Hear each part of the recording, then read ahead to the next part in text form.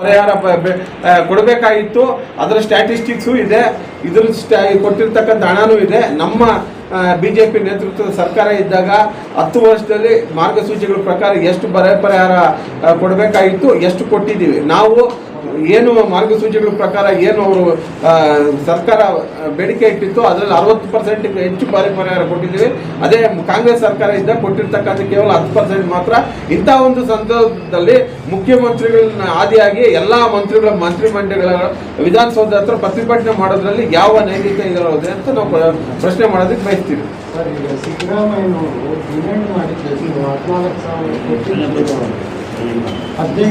ಅವರು ಅಲ್ಲಲ್ಲ, ಅದು ಡಿಮಾಂಡ್ ಅಲ್ಲ. ಫಸ್ಟ್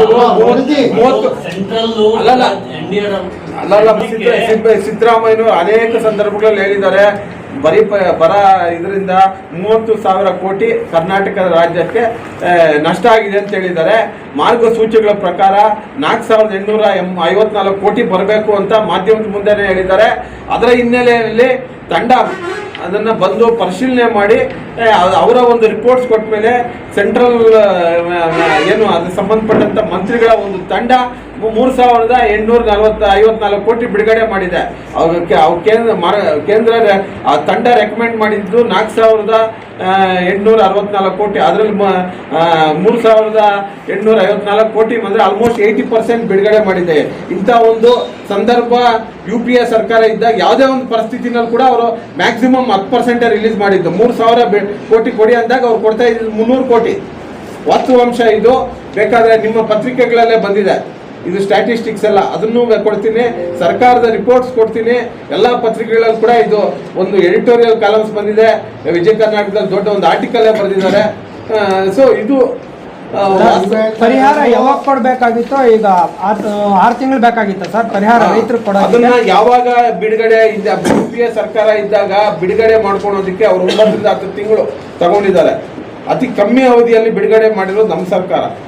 ಈಗ ಅಲ್ಲಲ್ಲ ಸರ್, ರೀಸೆಂಟ್ ಆಗಿ ಈ ವರ್ಷದ್ದು ಪ್ರತಿ ವರ್ಷ ತಂಡ ಬಂದು ಸ್ಟಡಿ ಮಾಡಿ ಹೋದ್ಮೇಲೆ ಅದಕ್ಕೆ UPA ಸರ್ಕಾರ ಕನಿಷ್ಠ ಅವಧಿ ತಗೊಂತಾ ಇದ್ದಿದ್ದು 9 ತಿಂಗಳು. ನಮ್ಮ ಸರ್ಕಾರ ಸೆಪ್ಟೆಂಬರ್ ಅಲ್ಲಿ ಆದ್ಮೇಲೆ ಈಗ ಎಲೆಕ್ಷನ್ ಕೋಡ್ ಆಫ್ ಕಂಡಕ್ಟ್ ಇದ್ರೂ ಸಹಿತ ಚುನಾವಣಾ ಆಯೋಗದ ಏನು ಅನುಮತಿ ಪಡ್ಕೊಂಡು ಬಿಡುಗಡೆ ಮಾಡಿದೆ. ಹಿಂದಿನ ಒಂದು ಸಂದರ್ಭಗಳಲ್ಲಿ 3-4 ತಿಂಗಳಿಗೆಲ್ಲ ಬಿಡುಗಡೆ ಮಾಡಿದೆ. ಈಗ ಎಲೆಕ್ಷನ್ ಕೋಡ್ ಆಫ್ ಕಂಡಕ್ಟ್ ಏನು ಮಾರ್ಚಿಂದ ಇದ್ರೂ ಸಹಿತ ಸುಪ್ರೀಂ ಕೋರ್ಟ್ ಅಲ್ಲಿ ಕೇಸ್ ಇದ್ರೂ ಸಹಿತ ಚುನಾವಣಾ ಆಯೋಗದ ಅನುಮತಿ ಪಡ್ಕೊಂಡು ಮಾಡಿದ್ದೀವಿ. ಅದೇ ಕಾಂಗ್ರೆಸ್ ಅಧಿಕಾರದಲ್ಲಿದ್ದಾಗ 9 ತಿಂಗಳ ಮೊದಲು ಯಾವತ್ತೂ ಬಿಡುಗಡೆ ಮಾಡಿರಲಿಲ್ಲ. ರಾಜ್ಯ ಸರ್ಕಾರ ಬಿಡುಗಡೆ ಮಾಡಿ ಆ ಒಂದು ಫಂಡನ್ನ ಮತ್ತೆ ಕೇಂದ್ರದಿಂದ ಬಂದಾಗ ಬೇರೆ ಬೇರೆ ಯೋಜನೆಗಳಿಂದ ಡೈವರ್ಟ್ ಮಾಡಿ ಕೊಡ್ತಾ ಇತ್ತು. ಅದನ್ನ ನೀವು ಮಾಡಬೇಕಾಗಿತ್ತು. ಅದು ಮಾಡೋದಕ್ಕೆ ಇವ್ರ ಹತ್ರ ದುಡ್ಡೇ ಇಲ್ಲ ಅಲ್ವಾ? ಕೇಂದ್ರದ ವರದಿ ಅವ್ರು ಕೊಟ್ಟಿರುವಂತ ತಂಡದ್ದು 4,000 ಇವ್ರು ಮಾಡಿರೋದು. ಹೌದಣ್ಣ, ಯಾವುದೇ ಸಂದರ್ಭದಲ್ಲಿ ಈಗ ಅದನ್ನೇ ಅಲ್ವಾ ಹೇಳಿದ್ದು ನಾವಾಗಿಂದ. ಅದು ನಿಮ್ಮ ಕೈಗೊಂಬೆ ಅಲ್ಲ, ಈಗ ಕರ್ನಾಟಕ ಸರ್ಕಾರ ಕೇಳಿದ್ದೆಷ್ಟು? 4,860 ಕೋಟಿ. ಕೊಟ್ಟಿದ್ದೆಷ್ಟು? 3,454. ಕೇಳದಷ್ಟೇ ಯಾರು ಕೊಡೋಲ್ಲ. ಆದ್ರೆ ಕೇಳಿರೋದಕ್ಕೆ ಹತ್ರ ಕೊಟ್ಟಿದೆ. ಅದೇ ಕಾಂಗ್ರೆಸ್ ಅಧಿಕಾರದಲ್ಲಿದ್ದಾಗ ಇಷ್ಟು ಅಮೌಂಟ್ ಕೇಳಿದ್ರೆ ಅವ್ರು ಕೊಡ್ತಾ ಇದ್ದು 400 ಕೋಟಿ ಅಷ್ಟೇ. ಅವರ ನಿದರ್ಶನ ಇದೆ, 10 ವರ್ಷದ ನಿದರ್ಶನ. ಅಲ್ಲಲ್ಲ, ನಾವು ಅದನ್ನೇ ಹೇಳ್ತಾ ಇದೀವಿ. ಅದಕ್ಕೋಸ್ಕರ ಪತ್ರಿಕಾಗೋಷ್ಠಿ ಕರೆದಿರೋದು.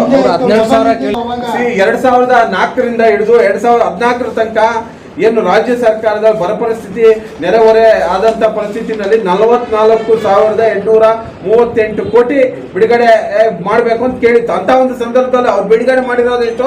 4,571 ಕೋಟಿ. ಅಂದ್ರೆ ಕೇವಲ 10% ಮಾತ್ರ ಬಿಡುಗಡೆ ಮಾಡಿರೋದು. ಅದೇ ನಮ್ಮ ಇವರು 18,000 ಕೇಳಿದ್ದಾರೆ, ನೀವು 3,000 ಕೊಟ್ಟಿದ್ರೆ ಅಷ್ಟೇ. ಅಲ್ಲಲ್ಲ, 44 ಗುರ್ಸಿದೆಷ್ಟು? 44,000 ಗುರ್ಸಿರೋದು ಎಷ್ಟು? ಅಲ್ಲಲ್ಲ, ಈಗ ಅವ್ರು ರೆಕಮೆಂಡ್ ಮಾಡ್ತಾರೆ ಕಮಿಟಿ ಬಂದು 44,000 ರೆಕಮೆಂಡ್ ಮಾಡಿತ್ತಾ NDRF?